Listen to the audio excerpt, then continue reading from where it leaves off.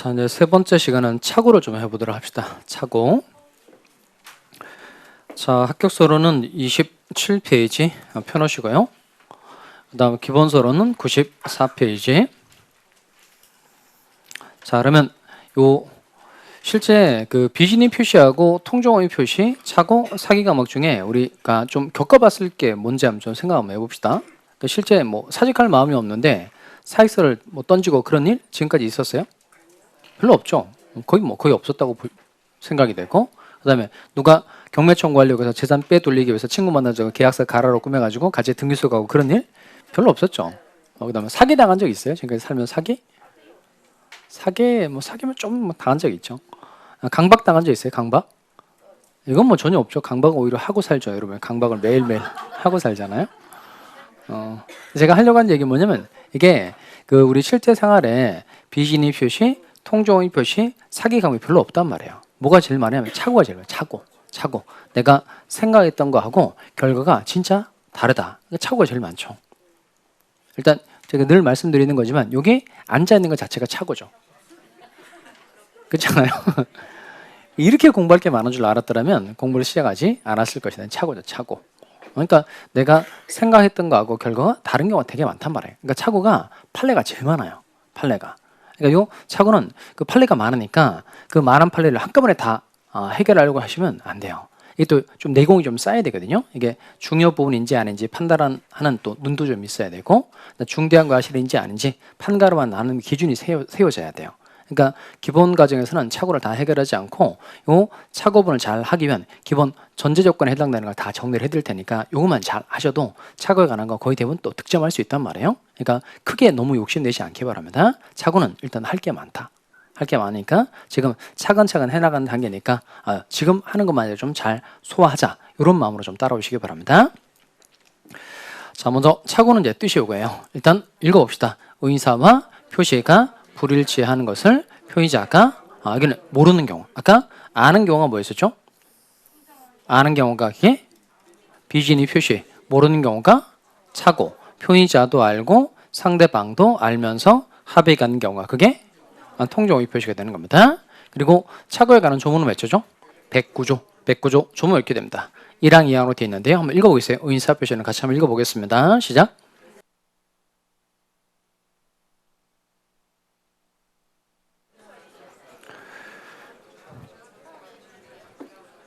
자, 일단 보니까 이게 착오는 무효로 한다고 돼 있어요. 취소할 수 있다고 돼 있어요. 취소. 비진이 표시는 무. 통정어휘 표시는 통정무로 돼 있죠. 이 착오는 무효 사유가 아니고 일단 뭐 할 수 있다? 취소할 수 있다는 겁니다. 그런데 아무 때나 취소할 수 있는 게 아니죠. 언제 취소할 수 있다고 돼 있죠? 내중착이죠. 내중착. 이렇게 법률행위의 내용의 중요 부분에 착오가 있는 때에 한해 취소할 수 있다는 겁니다. 다시 이게 뭐에 관한 착오여야 돼요?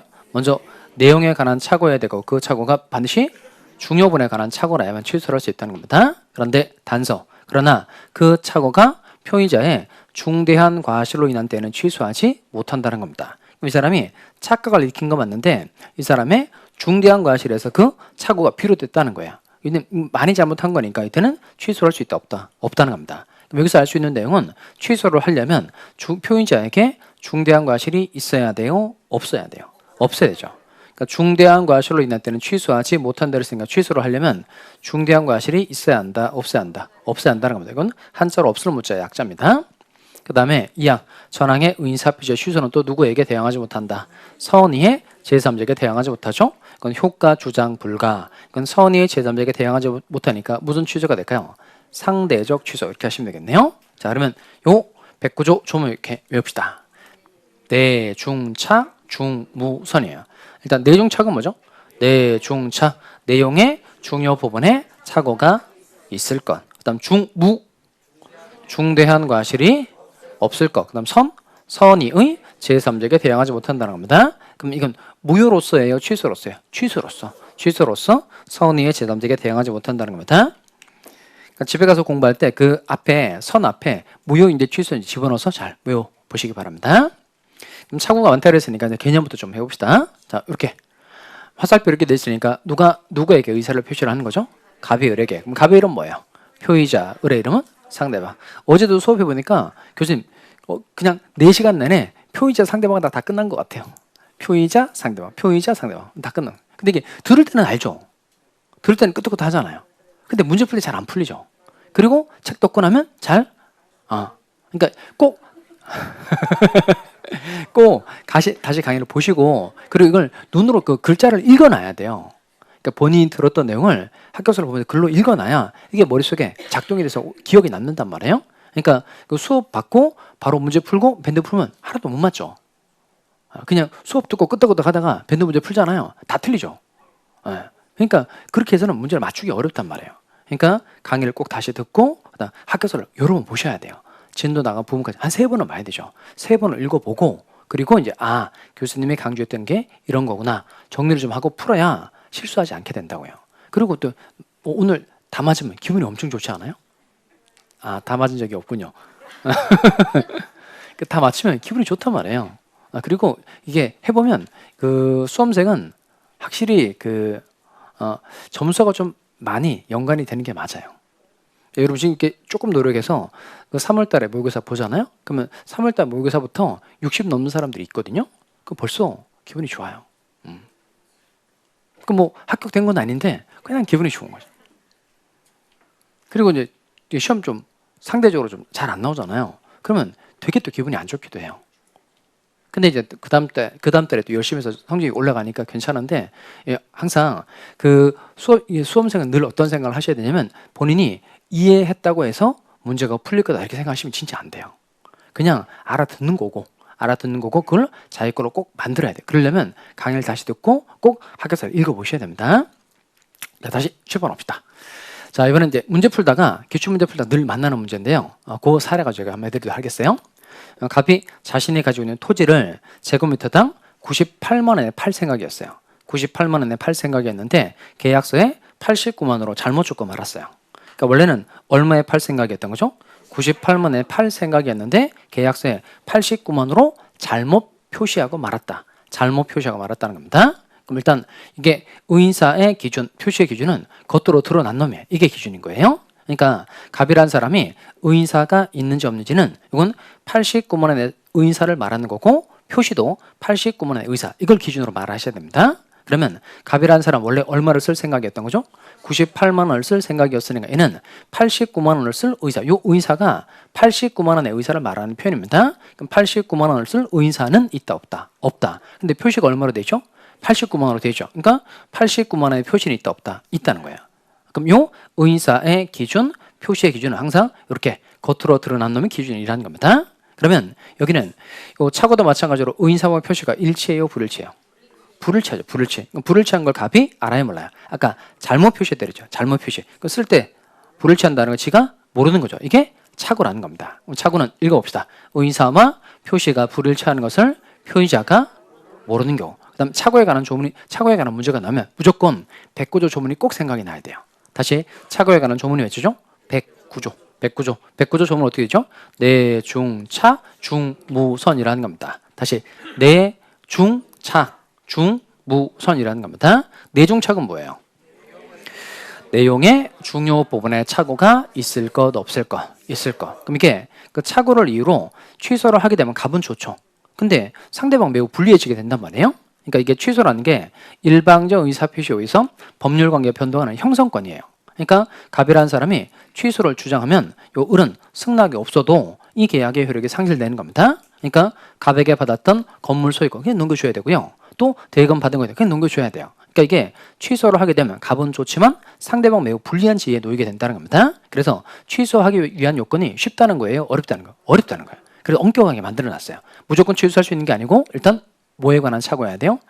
내용에 관한 착오여야 돼요. 그러니까 이게 내용에 관한 착오라면 취소할 수 있다는 겁니다. 그럼 이 말은 그 착오가 내용에 관한 착오가 아니면 취소할 수 있다 없다? 없다는 거예요. 또 중요한 건 뭐냐면 이게 내용에 관한 착오라고 하더라도 그 착오가 반드시 무소문에 관한 착오여야 돼요. 중요분에 관한 착오여야 돼요. 그 내용에 관한 착오인 거 맞는데 이게 별로 중요하지도 않은 부분에 관한 착오라는 겁니다. 이때는 취소할 수 있다 없다? 없다는 거예요. 또 중요한 건 뭐냐면 내용의 중요분에 착오에 해당했다고 하더라도 취소를 하려면 표의자에게 뭐가 없어야 돼요?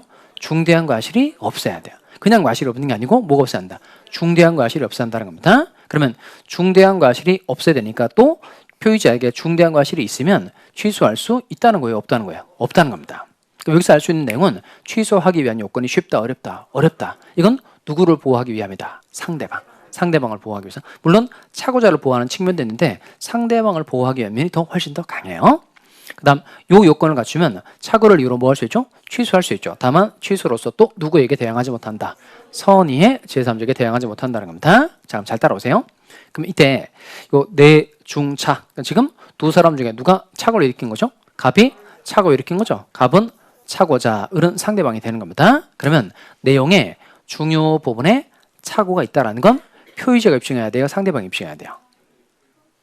다시 내용의 중요 부분에 착오가 있다라는 건 취소하려고 하는 사람이 입증해야 돼요? 취소 안 시키려고 하는 사람이 입증해야 돼요? 취소하려고 하는 사람이죠. 그러니까 당연히 착오 일으킨 사람이 갑이고 갑이 취소를 하려고 하는 거죠. 그럼 갑은 어떤 사람이죠? 표의자죠. 그러니까 당연히 내용의 중요 부분에 관한 착오는 누가 입증해야 되고 표의자가 입증해야 된다는 겁니다. 그 다음에 표의자가 취소할 수 있는 건 맞는데 이 중대한 과실이 있으면 취소를 못 하잖아요. 그럼 이 중대한 과실은 표의자가 입증해야 돼요? 상대방이 입증해야 돼요? 표의자가 입증해야 된다? 상대방이 입증해야 된다? 아까 요 법조문 내용이 의사표시는 법률행위의 내용의 중요 부분에 착오가 있는 데는 취소할 수 있다 이렇게 돼 있죠. 할 수 있다. 그럼 취소하려고 하는 사람이 입증을 하는 겁니다. 근데 단서 내용이 뭐냐면 그러나 그 착오가 표의자의 중대한 과실로 인한 데는 취소하지 못한다 이렇게 되죠. 이거는 소극적인 요건은 상대방이 입증을 하는 거예요. 그러니까 취소하려고 하는 적극적인 요건은 표의자가 입증을 하는 거고 소극적인 요건은 상대방이 입증을 하는 겁니다. 그러니까 이 중대한 과실은 누가 입증한다? 상대방이 입증한다는 겁니다. 대신 또 이게 헷가닥 하시면 안 돼요. 여기 뭐냐면 여기 뭐야? 중무는 뭐냐면 표의자가 취소하기 위해서는 중대한 과실이 없어야 한다는 거예요. 다시 표의자가 뭐 하기 위해서? 취소하기 위해서는 중대한 과실이 없어야 돼요. 그 다음 이 중대한 과실은 누가 입증하는 거죠? 상대방. 그럼 상대방은 표의자에게 중대한 과실이 있다는 걸 입증하는 거예요? 없다는 걸 입증하는 거예요? 없다는 걸 입증하면 안 되죠. 그 너한테 중대한 과실이 없다는 걸 입증을 하게 되면 더 도와주는 거잖아요. 등신되는 거죠. 그러니까 상대방은 표의자에게 중대한 과실이 있음을 입증을 하는 겁니다. 그다음 이건 취소로서 누구에게 대항하지 못하죠? 선의의 제3자에게 대항하지 못하니까 이건 무슨 취소? 상대적 취소. 그다음 고의 과실 연습을 좀 해봅시다. 알면서 일부러 한 게 고의죠. 고의. 그다음 알았는데 주의 의무를 게을리하는 거. 그러니까 알았으면 결과가 발생할 수 있는 걸 예상할 수 있음에도 불구하고 결과를 회피하지 않은 거. 주의 의무를 게을리하는 걸 과실이라고 얘기합니다.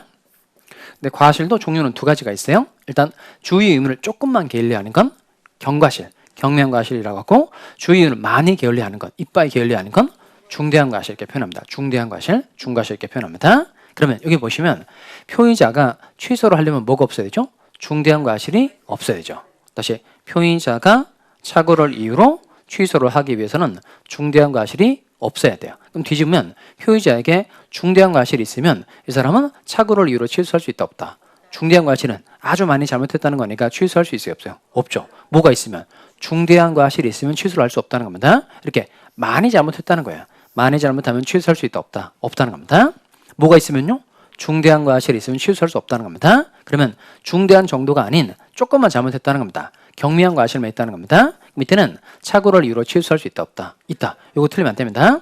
무슨 과실의 경우에는 경미한 과실의 경우에는 착오를 이유로 취소할 수 있다 없다? 있다. 그럼 정리를 하면 무슨 과실이 아니기만 하면 취소할 수 있는 거예요. 중대한 과실이 아니기만 하면 취소할 수 있는 거죠. 그러니까 아무런 과실이 없는 무과실의 경우뿐만 아니라 경미한 과실의 경우에도 착오를 이유로 취소할 수 있다 없다? 있다는 겁니다. 자, 그러면 합격서 27페이지 올까요? 27페이지 오시면 자, 첫 번째 그림 볼까요? 내중착이죠. 내용의 중요 부분에 착오가 있어야 되고 그다음 그러니까 내중착은 다시 볼까요? 누가 입증해야 된다고요? 표의자가 입증해야 된다. 그다음 중무 중대한 과실이 없어야 되는데 이 중대한 과실은 누가 입증한다? 상대방이 입증해야 된다는 겁니다.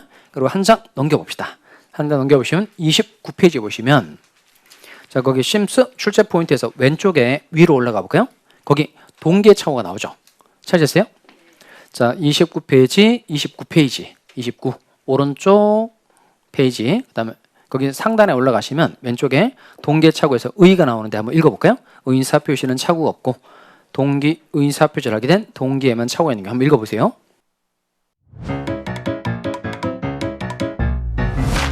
에듀윌 유료 회원만의 라이브 클래스 두 번째 시간 보겠습니다. 이제는 이제 머리 앞에 세로 갑니다. 자, 정신 차리시고 이번에 합격 진도 나갑시다. 누구세요? 전 애들 교수인데요. 제가 늘 가까이 있으니까 이번엔 합격. 집에서도 학원처럼 공부하는 혜택. 오직 에듀윌 유료 회원에게만. 에듀윌. 우와, 진짜 가까이 계시네요?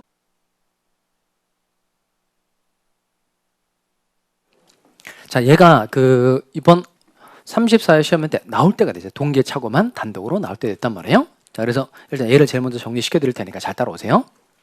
일단 얘는 기본이 되는 게 우사 사건이 기본이에요. 우사 사건. 자, 그 내용이 뭐냐면, 자, 실판을 보세요.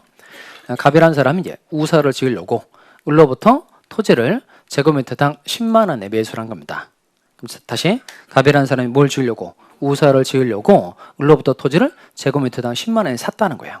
자, 근데 관계 법규를 살펴보니까 도저히 우사를 지을 수 없게 된 거예요. 그럼 이 사람은 우사를 지을 수 없는 땅인 줄 알았더라면 토지를 매수하지 않았을 것이다. 이런 착오가 갑에게 있다는 겁니다.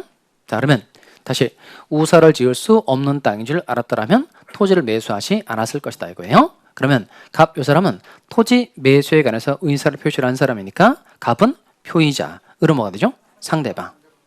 그러면 이때 이 을도 의사를 표시한 거 맞잖아요. 근데 을을 기준으로 왜 이름을 붙이지 않을까요? 왜 계속 제가 갑을 기준으로 해서만 이름 붙일까요? 갑의 의사 표시가 비정상적 의사 표시이기 때문에 그래요.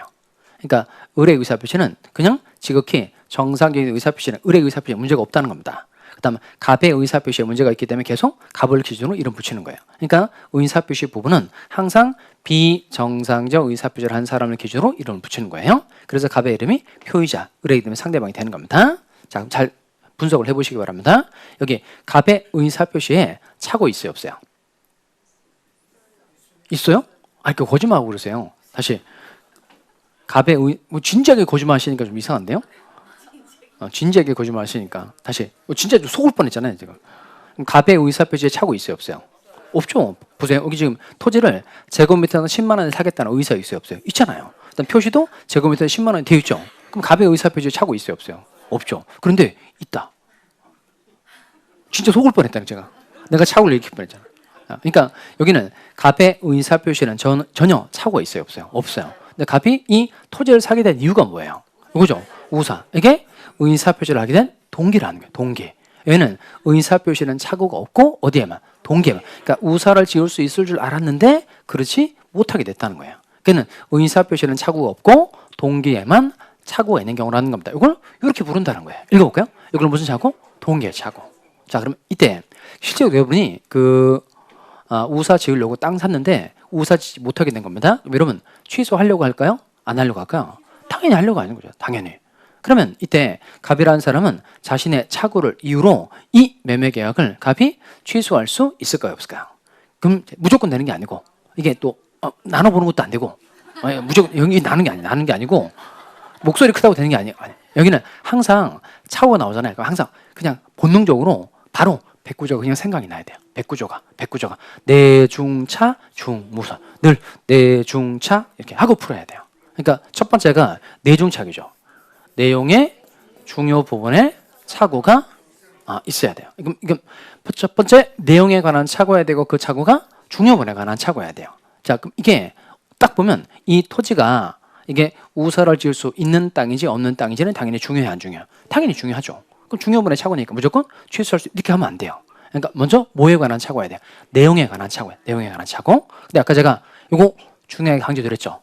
동기라는 게 이 사람 마음속 안에 들어가는 거니까 외부에서 쉽게 알 수 있어요, 없어요? 없죠. 그러니까 이걸 두고 동기는 의사표시의 내용이다, 아니다? 아니다. 이렇게 말한다는 거예요. 그러면 동기는 의사표시 내용이 아니니까 원칙적으로 착오를 이유로 이 계약을 취소할 수 있다, 없다? 없다는 겁니다. 다시 왜 안 된다고요? 동기가 의사표시 내용이 아니므로. 그러면 뒤집으면 이 동기를 의사표시 내용으로 만들면 착오를 이유로 취소할 가능성이 생기죠. 뭐로 만들면요? 내용으로 만들면. 그럼 이때 동기를 의사표시 내용으로 만드는 방법은 뭘까요? 그게 동기를 표시하는 거예요. 동기를 표시하는 거. 그러니까 어떻게 하는 게 표시하는 거죠? 그건 말하는 거. 아니면 계약서에 쓰는 거죠. 우사를 짓기 위함임이라고 쓰면 이게 동기를 표시를 하는 거예요. 대신 조금 조심하실 거 뭐냐면 표시된 동기의 착오는 언제나 취소할 수 있다. 오의 X예요. 이렇게 질문만 들으면 이렇게 굳어요. 다시. 표시된 동기의 착오는 언제나 취소할 수 있다. 표시된 동기의 착오는 언제나 취소할 수 있다. X겠죠. X. 왜 X일까요? 이게 언제나가 틀렸죠. 맞게 고치려면. 다시 해봐야 되겠네요. 아까 잘 들어보세요. 동기가 의사표시의 내용이 아니니까 취소를 못하는 거죠. 그 다음에 동기가 표시가 되면 뭐가 된 거예요? 내용이 된 거죠. 그럼 아까 내용의 착오라고 해서 취소할 수 있는 건 아니죠? 그죠? 중착, 중모. 그러니까 그 착오가 중요 부분의 착오에도 해당이 되고 또 뭐까지 없어야? 중대한 과실까지 없어야 취소할 수 있죠. 그러니까 표시가 되는 게 대단히 중요한 건 맞는데 표시가 되었다고 해서 언제나 취소할 수 있는 건 아니다. 중착, 중무.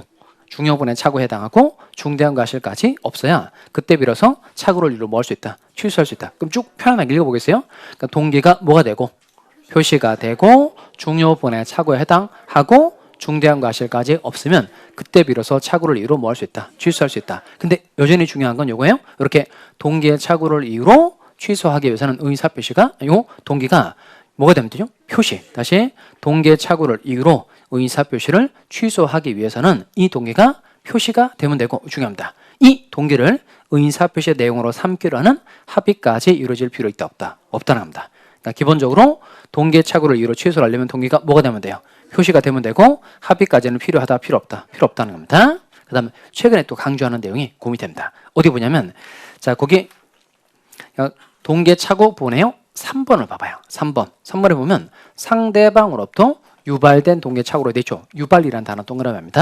그러니까 표의자 스스로 동기의 착오에 빠진 게 아니고 그 동기의 착오가 상대방으로부터 뭐가 됐다는 거예요? 유발됐다는 겁니다. 그럼 이때는 기본적으로 원래 동기의 착오를 이유로 취소를 하려면 동기가 기본적으로 뭐가 돼야 되죠? 표시가 돼야 되죠. 근데 이 상대방으로부터 유발된 동기의 착오의 특징이 뭐냐면 볼까요? 동기가 표시가 되어 있는지 여부를 불문하고 이게 중요합니다.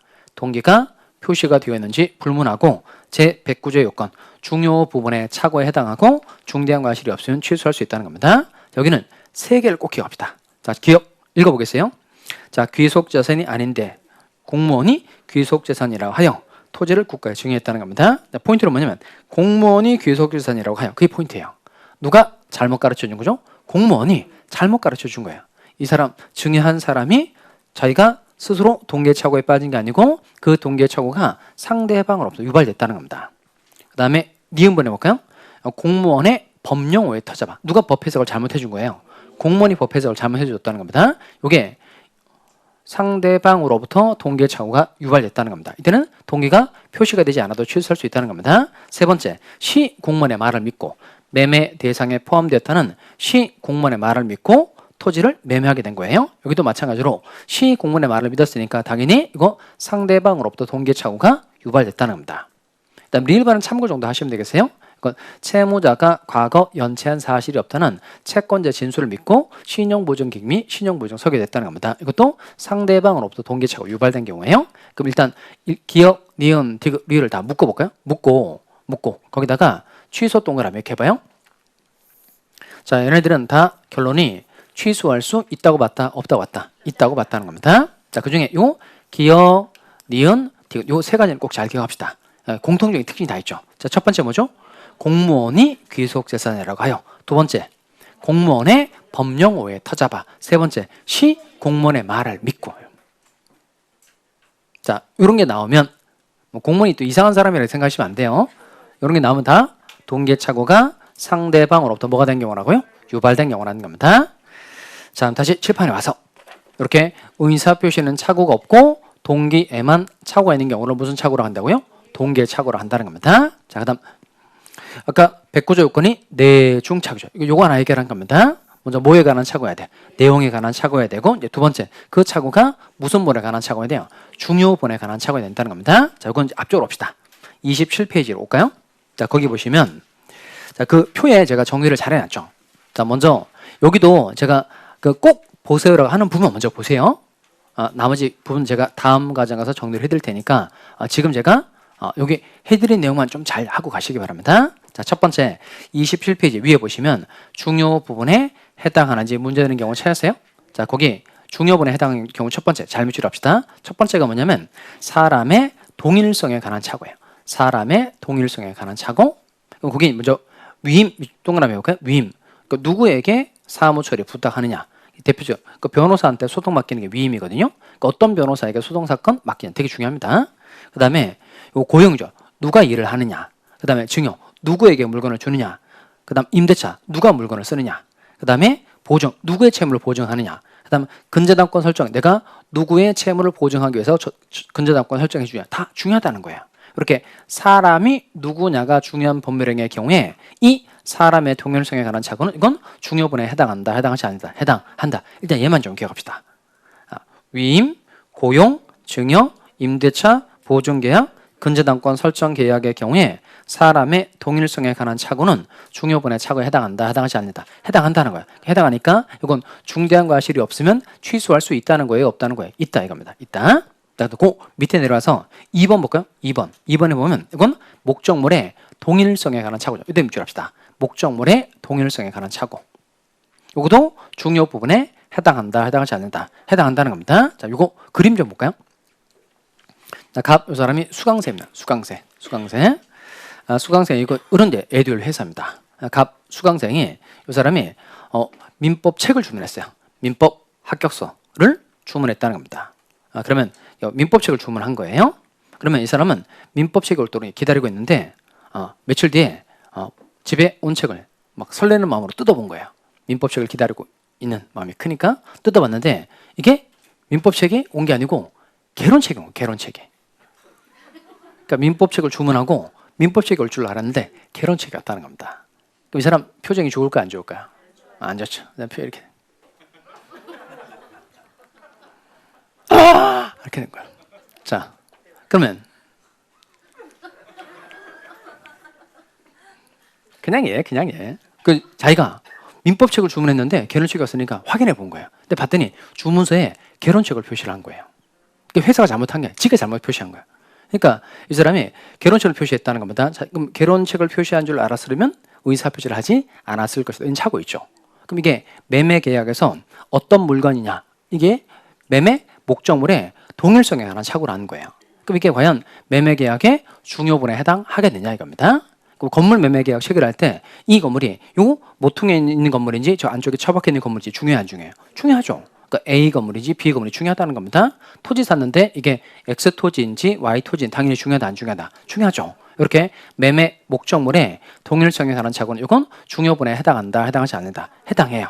해당한다는 겁니다. 그럼 취소를 하려면 뭐가 없어야 되죠?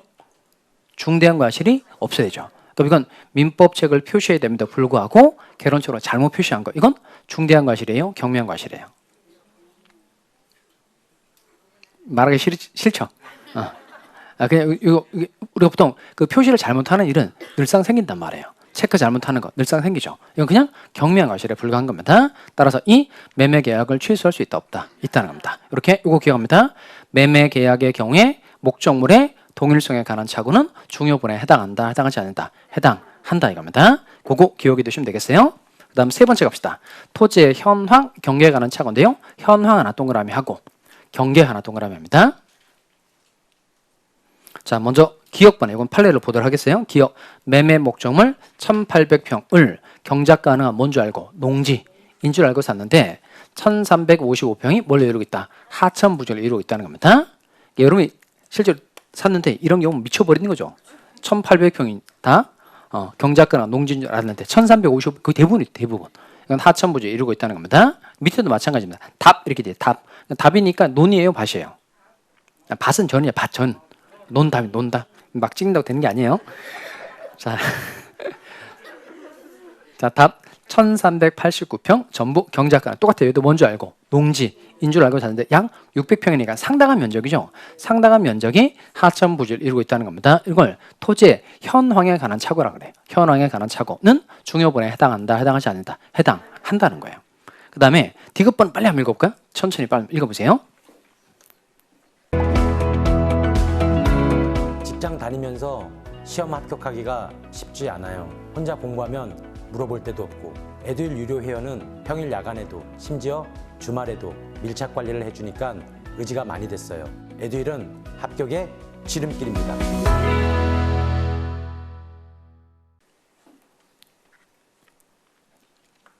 자, 이건 그냥 그 내용보다도요.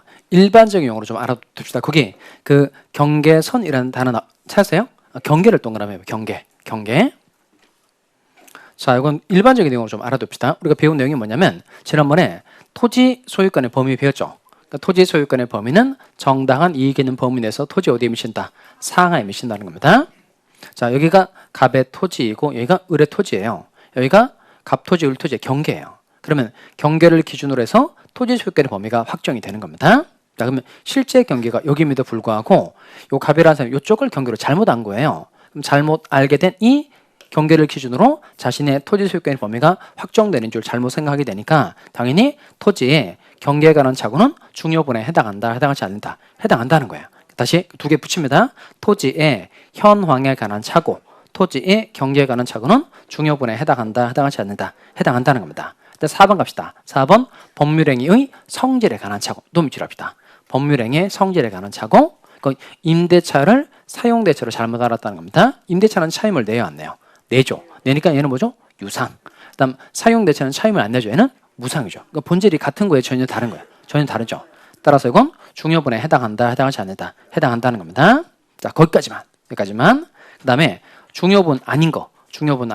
첫 번째, 사람의 신분, 경력, 직업, 재산 상태에 관한 착오. 이 중에서 재산 상태 하나 동그라미 할까요? 재산 상태. 특히 이제 보증인의 경우 이런 경우 많이 생기는데 내가 보증을 설 때 채무자에게 돈이 많은 줄 알고 보증을 섰는데 갯불 하나도 없더라. 이게 재산 상태에 관한 착오예요. 이건 그냥 동계 착오에 불과해서요. 이건 중요분에 해당하지 않습니다. 그다음 2번은 꼭 기억하셔야 됩니다. 목적물의 소유권, 성질, 상태, 시가, 수량에 관한 착오입니다. 다시 여기는 앞에가 목적물이요. 목적물, 매매 대상물, 목적물의 소유권, 성질, 상태, 시가, 수량에 관한 착오. 특히 그 중에 소유권에 관한 착오 틀리면 안 됩니다. 이건 그림을 한번 볼까요? 칠판을 봅시다. 갑, 이 사람이 건물에 대해서 이제 을과 매매 계약을 체결한 겁니다. 건물에 대해서 갑하고 을이 매매 계약을 체결했어요.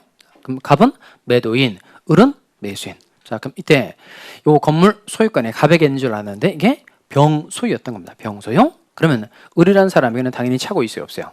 있죠. 그러니까 건물 소유권이 병한테 있는 줄 알았더라면 갑하고는 매매 계약을 하지 않았을 것이다. 이런 착오가 을에게 있죠. 자, 그럼 이때 요 을은 착오를 이유로 간 이 계약을 취소할 수 있겠느냐 이거예요. 자, 그럼 여러분 실제로 그 아파트 샀단 말이에요. 그럼 이제 대금 치르고 이사 갔는데 소유권이 이 사람한테 있는 게 아니고 딴 사람한테 있는 거예요. 그럼 당연히 이거 계약 물리려고 하는 게 정상이잖아요. 자, 근데 이게 과연 되겠느냐 이겁니다. 그럼 첫 번째, 타인 소유 물건도 매매 계약의 목적물이 될 수 있어요, 없어요? 있죠. 그래 배웠던 게 이 매매 계약은 유효하다, 무효이다. 유효. 그다음에 그러면 이게 바로 목적물의 소유권에 관한 착오라는 거예요. 소유권에 관한 착오. 이 소유권에 관한 착오가 중요분에 해당하면 이 계약을 취소할 수 있죠. 중요분이 아니면 취소를 못 한다는 겁니다. 그럼 이건 중요 부분일까요, 아닐까요? 자, 먼저 지난번에 배웠던 그 채권행위 개념을 좀 써먹어야 돼요. 그러니까 매매 계약을 체결하는 건 채권행위다, 물권행위다. 채권행위. 이건 소유권 이전해 주겠다라고 약속하는 거죠. 약속. 그러면 이때 법적인 의무를 부담하기로 하는 약속, 이게 채권행위죠. 그럼 이 채권행위를 할 때는 처분 권한이 필요해요, 필요 없어요? 필요 없죠. 그러니까 타인 소유 물건에 대해서 얼마든지 계약을 할 수 있다는 거예요. 또 실제로 갑이 병으로부터 건물 소유권을 취득을 해서 을한테 넘겨주면 을은 충분히 이 건물을 쓸 수 있어요, 없어요? 있죠. 그러니까 소유권이 병한테 있더라라는 것 자체는 좀 기분이 안 좋은 문제인 거지 이 계약에 본질적으로 중요한 내용이 아니라는 거예요. 그러니까 이건 소유권에 관한 착오는 중요분에 해당한다, 해당하지 않는다, 해당하지 않는다는 거예요. 따라서 을은 이 계약을 착오를 이유로 취소할 수 있다, 없다? 없다. 그럼 이때 착오를 이유로 취소할 수 없는 건 맞는데 그럼 착오를 이유로 취소할 수 없도록 하면 을이 불리해요, 불리하지 않아요? 불리하지 않죠. 불리하지 않죠. 왜냐하면 이게 만약에 갑이 병으로부터 소유권을 취득을 해서 을한테 넘겨주면 을이 충분히 쓸 수 있잖아요. 뭐 건물 사서 쓰는데 지장 없으니까 별 문제 없는 거고 만약에 갑이 병으로부터 소유권 취득을 못한 거예요. 그럼 을은 사용 소유할 수 없게 되죠. 그럼 이땐 을은 갑에게 책임 물을 수 있어요, 없어요? 있죠. 있죠. 그게 무슨 책임 물을 수 있죠? 담보 책임. 담보 책임 물을 수 있다는 거예요. 그럼 하자 이름 뭘까요? 전, 일, 수, 용, 저, 특정류. 이게 특정물 매매예요, 종류물 매매예요? 이 하자가 뭘까요? 전부타인의 권리가 되겠죠? 전부타인의 권리. 막 따라오시면 안 되고. 그럼 전부타인의 권리니까 한번 친 그림 볼까요? 선의 약에 관계없이 계약 해지할 수 있고 병이 을이 선이면 당연히 손해배상 청구도 할 수 있어요, 없어요? 있어요. 그러니까 충분히 소유권 취득을 못했을 때 을은 갑에게 담보 책임이라는 걸 물을 수 있으니까 이 건물의 소유권이 병한테 있다는 걸 이유로 계약을 취소를 하는 건 된다 안 된다? 안 된다는 겁니다. 다시 가봅시다. 두 번째, 목적물의 소유권, 성질, 상태, 시가, 수량에 관한 착오는 이건 중요분에 해당한다, 해당하지 않는다, 해당하지 않아요. 3번 갑시다. 지적 부정 미줄 할까요? 실제 그 토지 매매 계약을 체결해보면 실제 측량을 해보면 지적상의 면적보다 좀 많은 경우도 있고 조금 부족한 경우도 생길 수 있죠. 그럼 조금 부족하다 이겁니다. 그 다음에 지분이 근소하게 부족하다. 이건 중요분에 해당한다, 해당하지 않는다, 해당하지 않아요. 그 다음 쭉 내려서 6번 갑시다. 6번은 착오로 인하여 표의자가 이 단어 중요합니다. 경제적 불이익을 입지 아니한 경우. 그러니까 착오가 있는 건 맞는데 이 사람에게 경제적 불이익이 없다는 거예요. 그럼 경제적 불이익이 없으니까 손해 난 것도 없는 거죠. 이때는 착오를 이유로 취소를 하는 건 된다 안 된다? 안 된다. 경제적 불이익이 없는 건 중요 부분이 아닌 경제적 불이익을 고려해서 중요 부분이 경제적 불이익이 없다면 이건 중요 부분이 아니다. 이렇게 판단한다는 겁니다. 그다음 또 7번 볼까요? 자, 이번에 볼 내용은 그러니까 109조 조문이 내중착이죠. 그러니까 내용의 중요 부분에 착오가 있어야 취소할 수 있고 그다음 중무죠. 뭐가 없어야 되죠? 중대한 과실이 없어야 한다는 겁니다. 그럼 중대한 과실은 표의자의 직업, 행위의 종류, 목적 등에 비추어 보통 요구되는 주의를 현저하게 결하는 거. 그러니까 이빨 잘못하는 게 이게 중대한 과실이라는 겁니다. 일단 얘는 먼저 판단을 좀 해보셔야 됩니다. 갑 이 사람이 똑같아요. 공장 사건입니다. 얘는 기본이 공장 사건인데요. 갑이 공장을 지으려고 을로부터 토지를 매수했어요. 매수했다는 겁니다. 그러면 이 갑은 토지 매수에 관해서 의사를 표시한 사람이니까 뭐죠?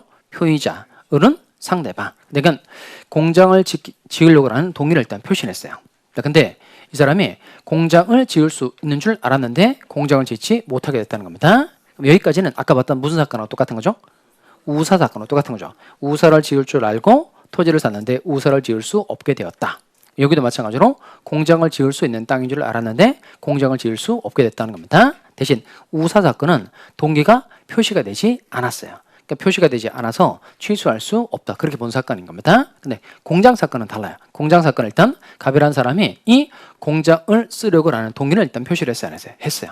공장에 사용할 거다라고 표시를 했어요. 근데 이 사람이 관청에 가서 이 토지상에 공장 건축이 되는 땅인지 안 되는 땅인지 확인해 보지 않은 거예요. 그러니까 확인해 보지 않았으니까 잘못한 거 맞죠? 그럼 이건 일단 고의다, 과실이다. 과실. 그럼 조금 잘못한 거면 경미한 과실, 많이 잘못한 거면 중대한 과실인데 이 경우가 토지상에 공장 건축이 가능한지 확인해 보지 않은 것. 이건 중대한 과실에 해당해요, 해당하지 않아요? 해당? 그럼 이게 첫 번째 기준이 뭐냐면 그러니까 중대한 과실은 막 판단하는 게 아니고요. 정보의 접근 가능성을 일단 먼저 고려합니다. 정보에 일반 사람이 얼만큼 접근할 수 있느냐 이걸 먼저 고려합니다. 그러면 누구라도 관청에 가서 서류 다 떼볼 수 있어요, 없어요? 있죠. 그리고 서류를 떼보기만 하면 공장 건축이 되는 땅인지 안 되는 땅인지 손쉽게 알 수 있어요, 없어요? 있죠. 근데 그것도 안 한 거니까 조금 잘못한 거에 많이 잘못했다. 많이 잘못했다는 겁니다. 이건 중대한 과실에 해당한다, 해당하지 않는다, 해당한다. 해당하니까 갑은 내용의 중요분에 착오에 해당했다고 하더라도 중대한 과실이 있으니까 갑은 이 토지 매매 계약을 취소할 수 있다, 없다? 없다는 겁니다. 이해돼요? 자, 그다음 어디 보냐면 자 28페이지 볼까요? 28페이지 보면 자 거기 동그라미 4번에 보면 중과실인지 문제되는 경우 찾으셨어요? 자 그러면 제가 읽어보겠어요. 기억. 자 공장을 경영하는 자가 공장이 협소하여 새로운 공장을 설립할 목적으로 토지를 매수함에 있어 토지상에 공장을 건축할 수 있는지 여부를 관할 관청에 알아보지 아니한 것은 중대한 과실에 해당한다 이렇게 되죠. 결론을 꼭 써놓기 바랍니다. 결론 취소할 수 있다는 거예요? 없다는 거? 없다. 여기 써놓기 바랍니다. 토지 매매 계약을 취소할 수 있다, 없다? 없다.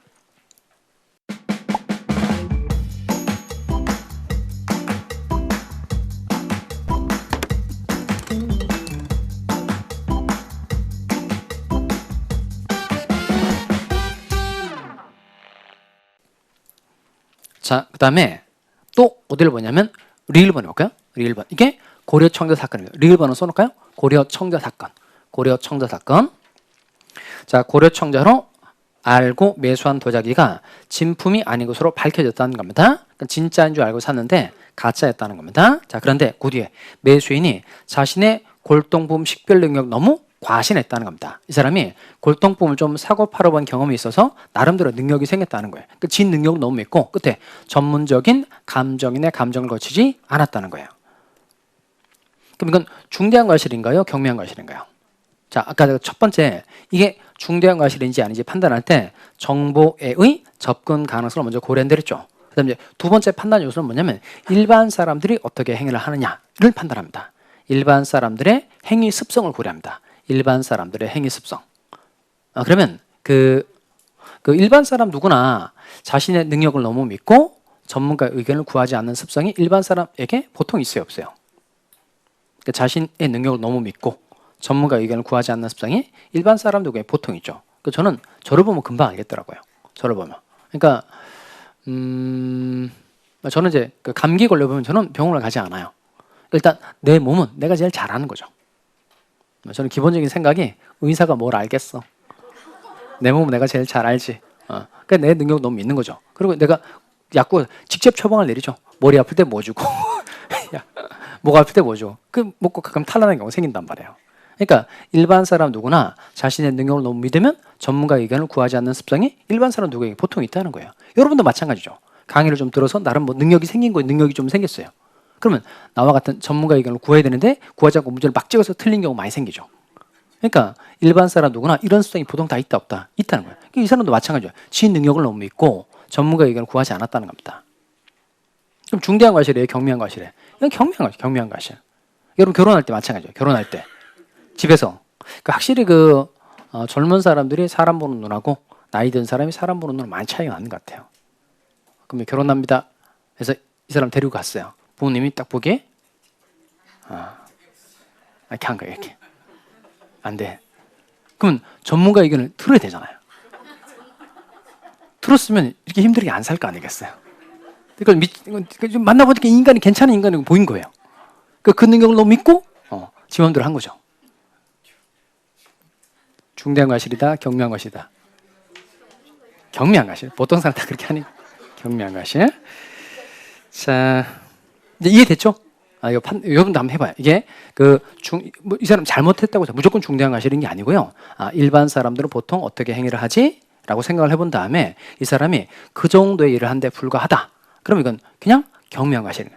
일반 사람은 절대 그렇게 하지 않는데 이 사람은 유독 그런 얘기를 했다. 그럼 이건 중대한 과실. 이게 판단 안 한다는 거예요.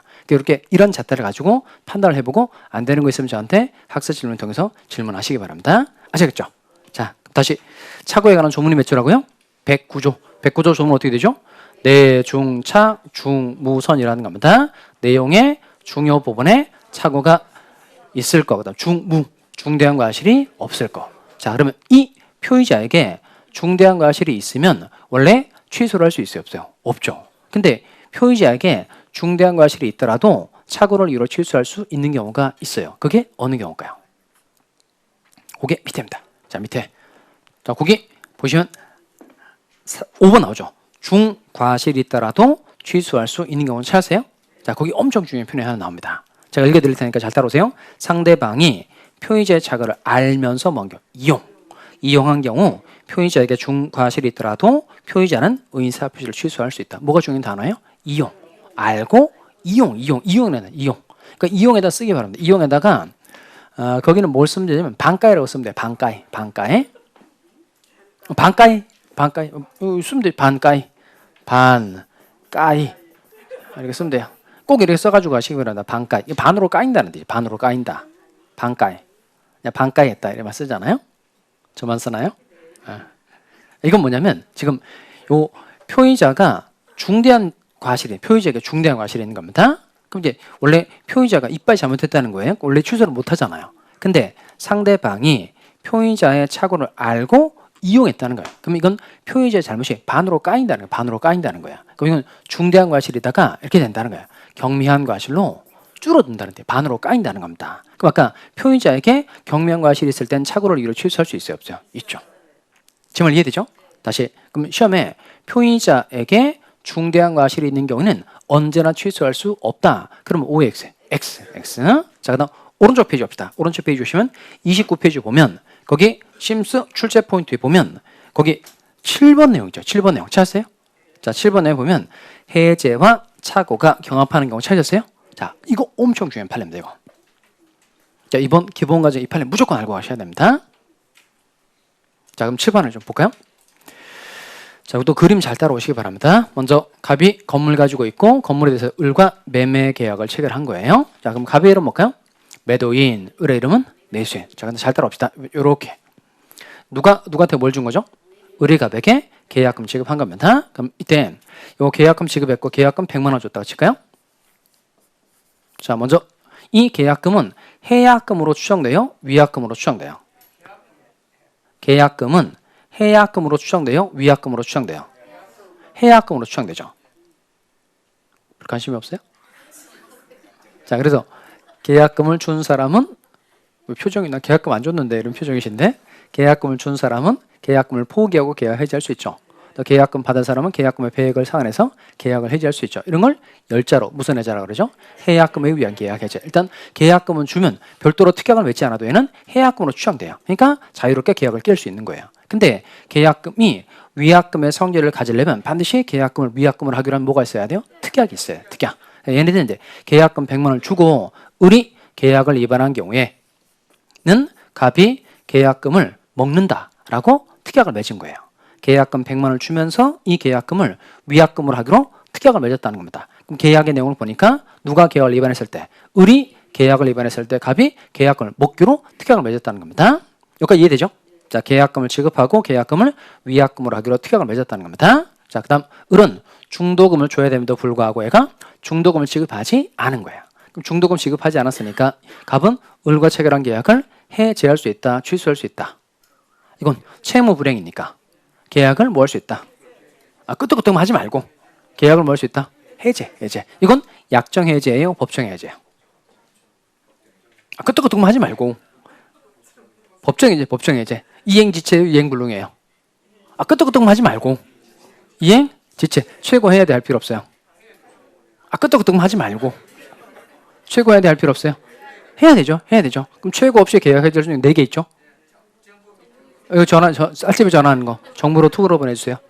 정신 차리고 있는 거예요 지금? 제가 보니까 그 표정이 어떤 표정이냐면 야, 지식이 오늘 너무 많이 들어온다. 지식이 너무 많이 들어온다. 실제로 이게 어떤 큰 주제가 머릿속에 들어오는 건 괜찮은데요. 좀 견딜만해요. 근데 짧게 지식들이 들어오는 거 있죠? 엄청 힘들어요. 이게 짧게 들어와서 OX 이제 빨리빨리 머릿속에 정리를 해야 되는 것들 있죠. 머리 깨질 수도 있단 말이에요. 오늘 복습하다가 중간에 힘들면 좀 바람 좀 이렇게 쐬시고 그러세요. 그리고 안 들어오는 상태에 뭘 계속 넣잖아요. 그럼 잘하면 죽을 수도 있어요. 공부가 엄청 스트레스를 많이 줘요. 정말 많이 줘요. 그리고 이제 이게 우리 이런 거 없이 또 잘 살았죠. 잘 살지 않았어요? 잘 먹고 잘 살았단 말이에요. 그죠? 근데 괜히 공인중개사 공부 시작해가지고 이 고생을 하고 있네. 이 고생. 그러니까 공부해보다가 이게 머릿속에 뜨끈뜨끈해지는 때가 있어요. 그건 암만 해도 머릿속에 지식이 안 들어가요. 진짜로 그래요. 그냥 바람 쐬세요. 그리고 그냥 시간 내버려뒀다가 다시 한번 보세요. 안 되는 건 계속 붙잡고 있지 마세요. 그런 건 힘들고 머리에 들어가지 않으니까 그냥 좀 리프레시하고 난 다음에 좀 뒤에 보면 좀 더 나아져요. 다시 이쪽으로 옵시다. 자, 그러면 요 계약금을 지급하고 계약금을 위약금으로 하기로 특약을 맺었어요. 근데 이번 표정은 표지 많았어야 되는데. 그래 죽여 지금.